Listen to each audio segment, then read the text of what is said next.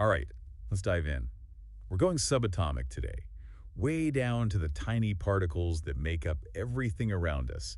We've got some wild research and articles to explore, and honestly, some of it feels like something straight out of science fiction. Oh, absolutely. We're talking particles made of 4, even 5 quarks, and experiments that are pushing the boundaries of what we know about physics. It's pretty mind-blowing stuff. These discoveries are really shaking things up, challenging what we thought we knew about the universe.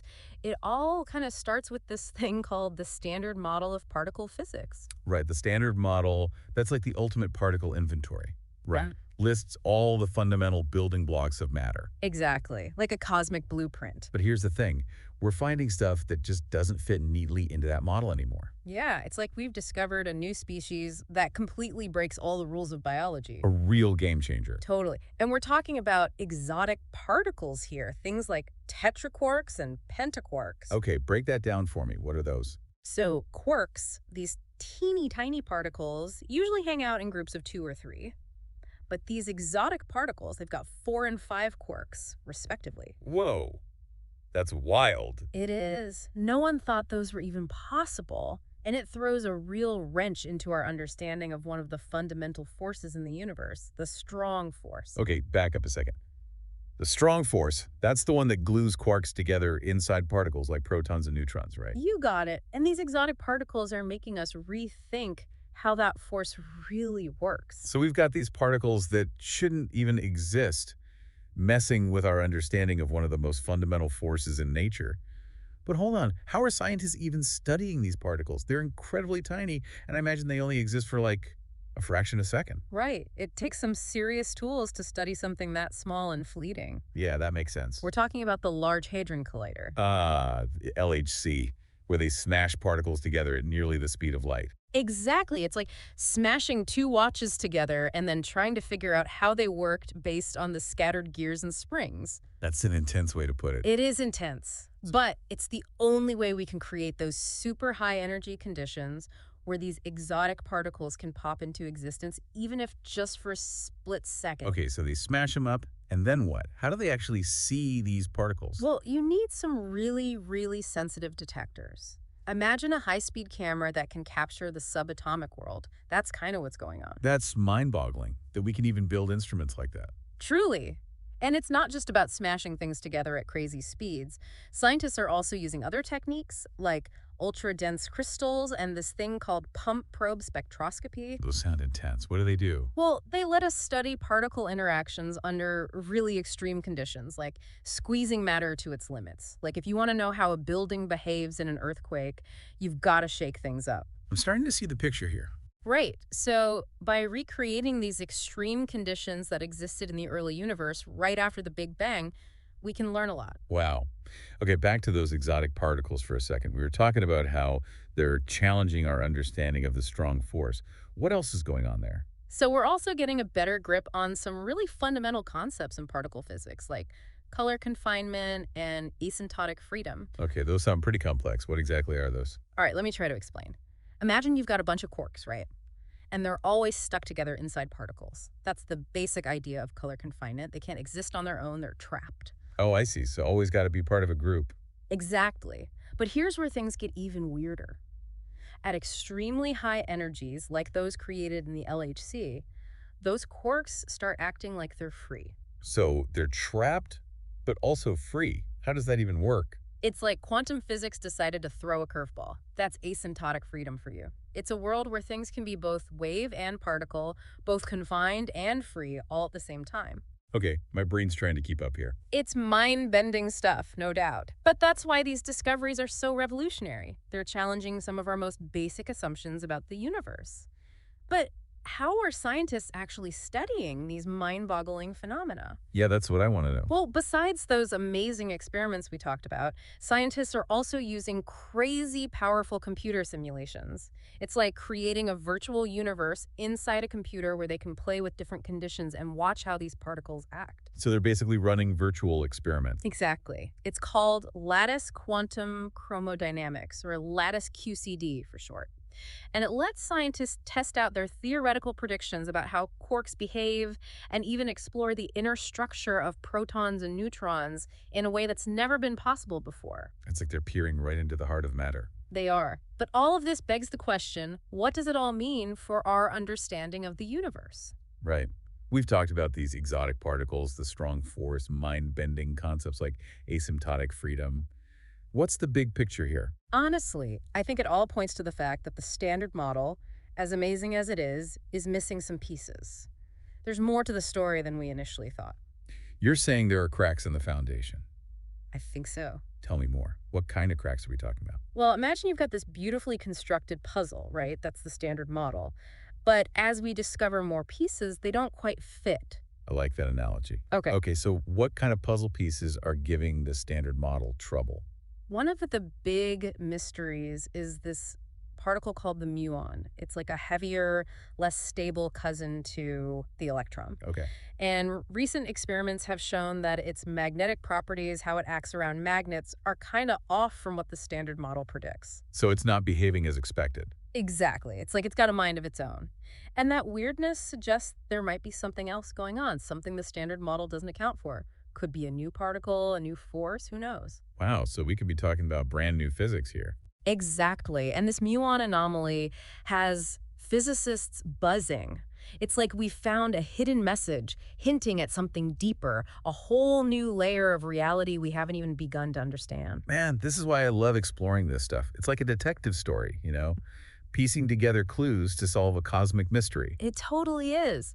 And speaking of mysteries, there's another puzzle piece that's not fitting quite right. These rare particle decays. Rare particle decays, what are those? Well, we know particles can decay, basically transform into other particles, Right. but some of these decays are incredibly rare, like winning the lottery multiple times in a row. And the crazy thing is, physicists are observing some of these rare decays happening more often than the standard model says they should. So the model isn't predicting these decays accurately. Nope. It's like discovering a secret passageway in a house you thought you knew inside out. It makes you wonder what else we're missing. These rare decays could be a sign of undiscovered particles or forces out there, messing with these processes in ways we don't understand. This is also fascinating. We've gone from discovering exotic particles to hints of brand new physics that could completely change how we understand the universe. It's like we're watching a scientific revolution unfold in real time. I think you're right. And what's even more exciting is that all of this connects to some of the biggest questions in cosmology, the study of the origin and evolution of the universe. Hold on, we're going from these tiny particles to the whole universe now. That's the thing about physics, it's all connected. The behavior of quarks and gluons under extreme conditions, like right after the Big Bang, can tell us a lot about how matter came together to form the galaxies and stars we see today. Okay, I'm starting to see the connection. So by studying these tiny particles, we're actually getting a glimpse of the grand cosmic story. Precisely. It's like studying the brushstrokes of a masterpiece to understand the artist's technique and their vision. I love that.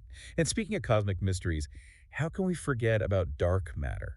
The invisible stuff that makes up most of the matter in the universe. Oh, absolutely. We can't see it directly, but we know it's there because of its gravity pulling on galaxies and stuff. Yeah, but we still have no idea what it actually is. That's the big mystery.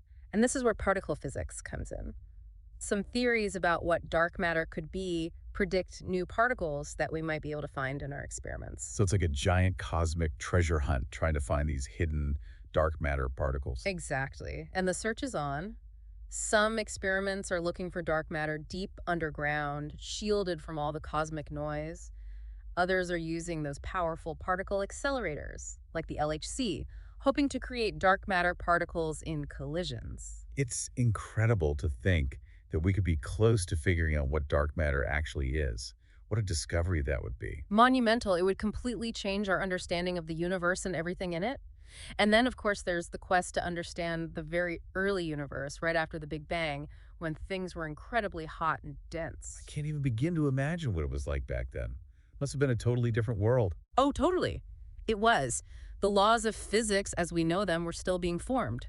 The universe was just this crazy hot soup of energy and particles. But by studying how particles act at super high energies, we can try to peek back into those early moments and see how it all unfolded. It's like trying to rewind the clock and witness the birth of the universe. It is. It's one of the most profound and challenging questions in science, but it's also incredibly rewarding.